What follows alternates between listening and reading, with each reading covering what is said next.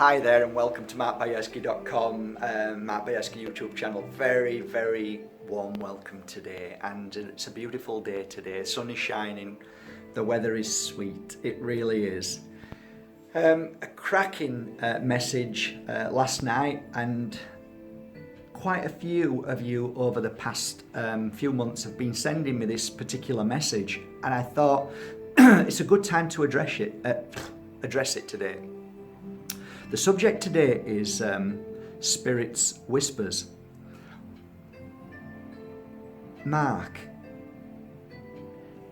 what's happening in my life at the moment? What's going on? I go to bed, I feel somebody blowing against my face.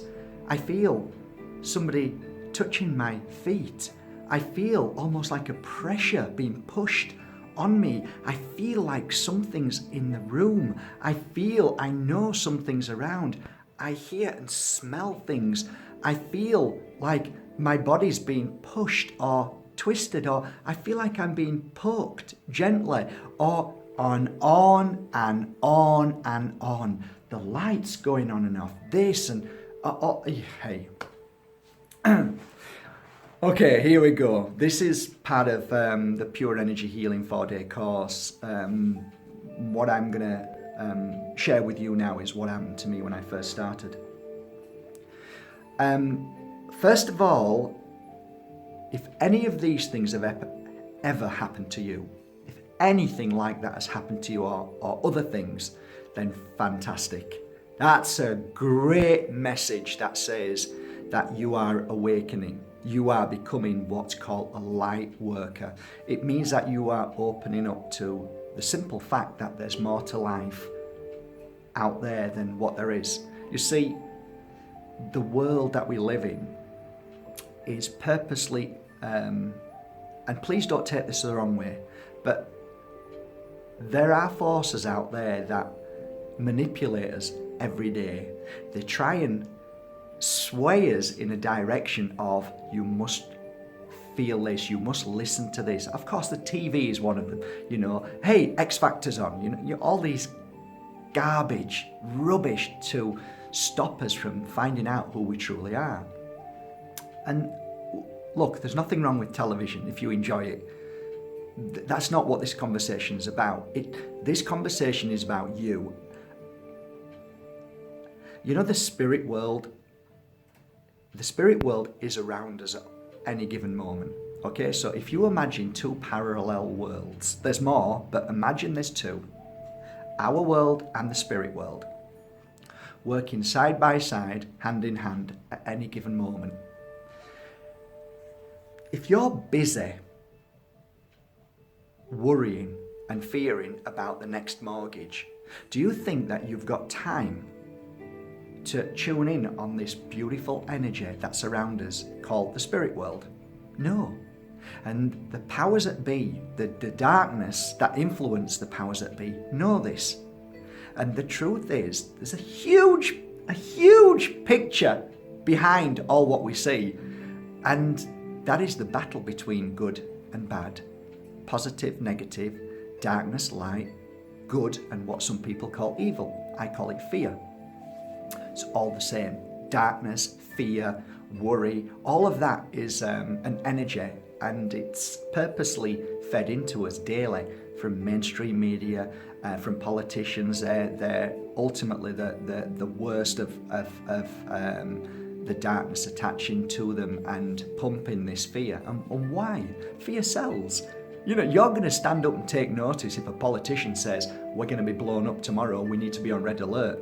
We're panicking all the time, and that's perfect. And why? Because you give your power away to these people. Save me, help me, please, stop these bad people from hurting me. Yes, we will. And we'll tell you exactly what we're going to do now to do that. We're going to tell you to do this, and we're going to tell you to fear this, and thus giving your power away to these crazies. Me, I reject all of that. They don't affect me or interfere with my daily life. I don't buy into that garbage. So here you go. Why am I able to share all of these feelings and what goes on from day to day? because I broke free from them very patterns that hold most of us in. But sometimes, just sometimes, you can get a glimpse of this other world. And the glimpse could be a feather falling into your hand or down on the floor. You can hear music, what once was a memory of your mother or brother or sister or friend who moved into the light that you always used to listen to, brings a memory back. All of these things, they're not coincidences. There's no such thing as coincidence. They're synchronicities. And synchronicity is Spirit's helping hand.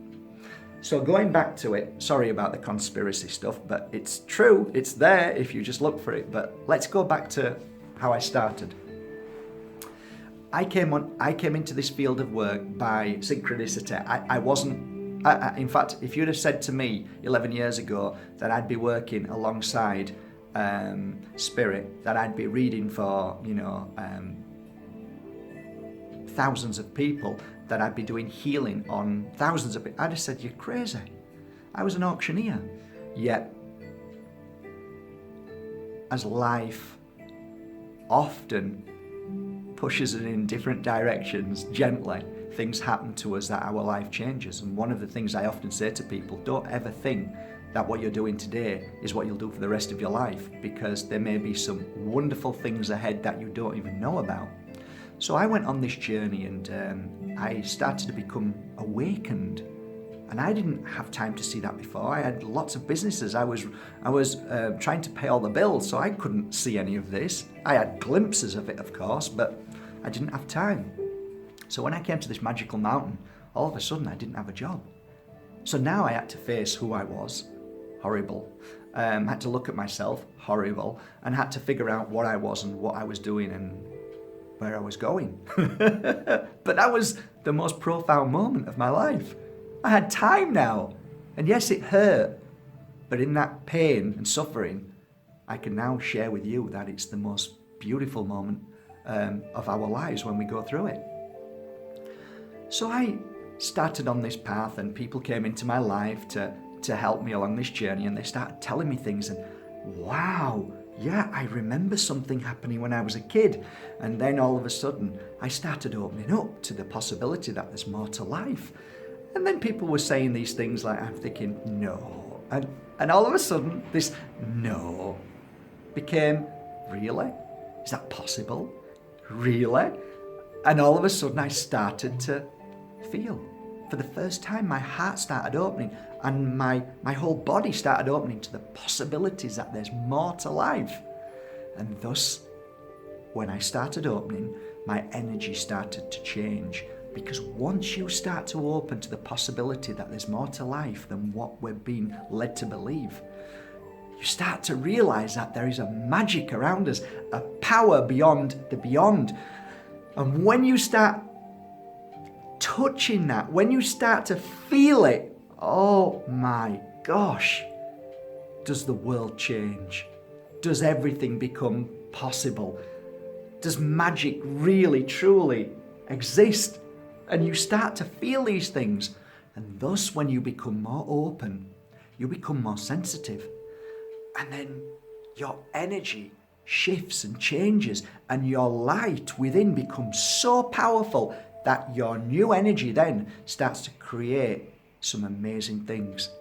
1, it awakens you.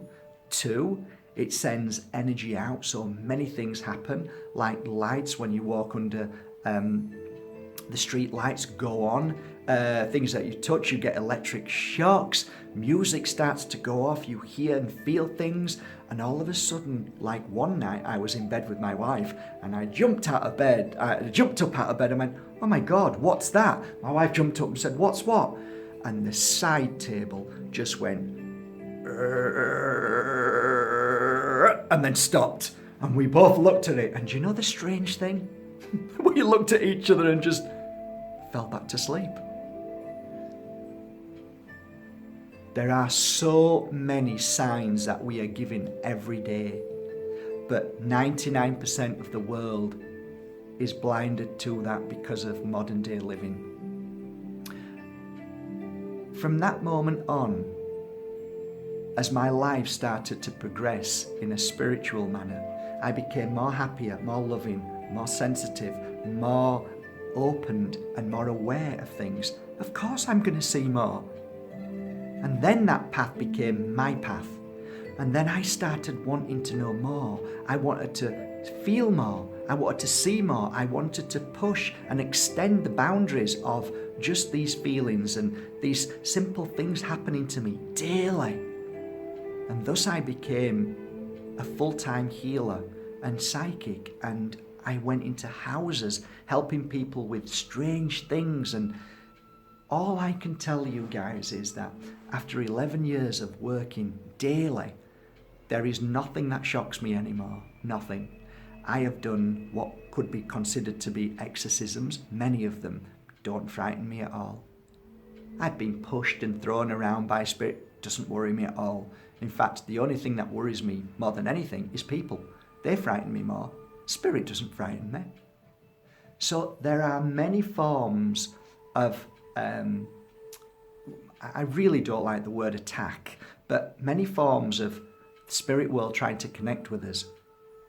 There are, I could speak about this for a week, honestly, because don't look at me and ask me, is this right or is that right? I'll say I've no idea.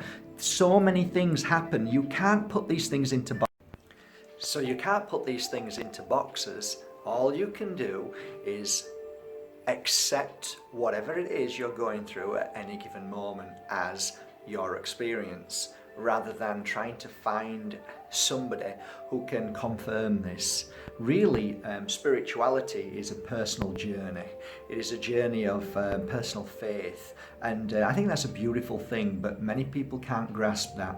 So they kind of reject it, and the ego sometimes kicks in because, one, they probably have never experienced anything like that, therefore they don't want to look silly, so they say it's a load of rubbish, or they just simply can't possibly grasp the fact that there is something else, something bigger, something amazing around us at any given moment. So let's get back to the subject at hand. How do we, just looking out of the window now, there's an absolutely beautiful bird just flying almost horizontal. It's a dove, and it's gone down again. So sometimes you see little signs all the time that, sometimes you've got to figure out what they are. While I was at the heart healing retreat last week, there was an eagle that soared above us at one given moment. What a great confirmation for what we were talking about at that given moment. But anyway, going back to the topic of conversation, which is how do we connect with the spirit world? Well, obviously you've heard so far about how my journey started, which was becoming open to the fact that there is more to life, and that only happened because I rejected my life. I couldn't cope living like that, the pain and the suffering that I was going through.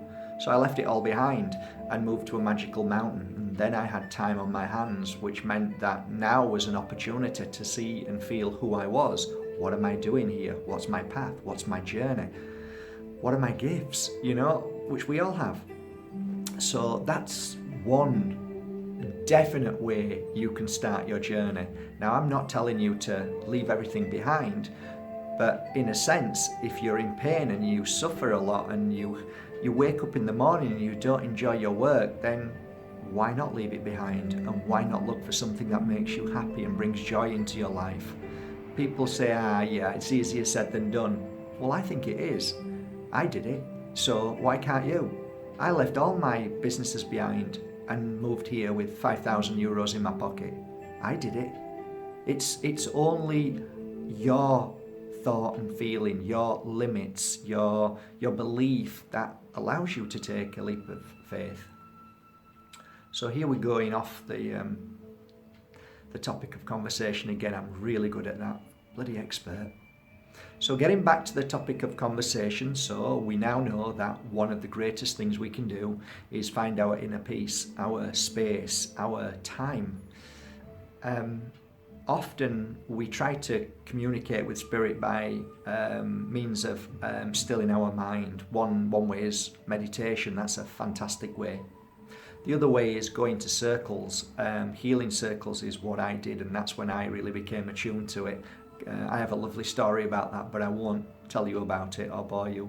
But suffice to say, that was a turning point in my life. So finding your peace is an absolute must connection to the spirit world. If you're filled with frustration, worry, fear, then those feelings, those emotions, that energy is very loud. And it's very hard for spirit's whispers to come through. So it really is very, very important that we learn how to find balance in our life and learn to tell our mind to shut up and be still. And at times, wherever you are, whenever you're sat, be very aware of the moment. You'll often hear lots of healers and psychics say, live in the moment. There's a reason for that, guys. Because so many of us are so far in front, you know, I have to be there, I have to go there, oh, I forgot to do that. That doesn't work. You have to still yourself, you have to still your mind, and then you get into what's called a very attunement vibration, something that's so powerful in the stillness.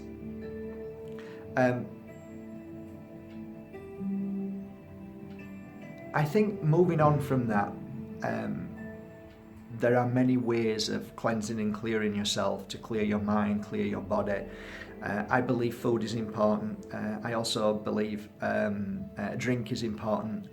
The balance of your body, looking after yourself and feeling good within your body, that's important. So now we've got clearing your life of worry and fear, rising above that, looking after yourself, looking after your body, and trying to find peace, trying to find happiness.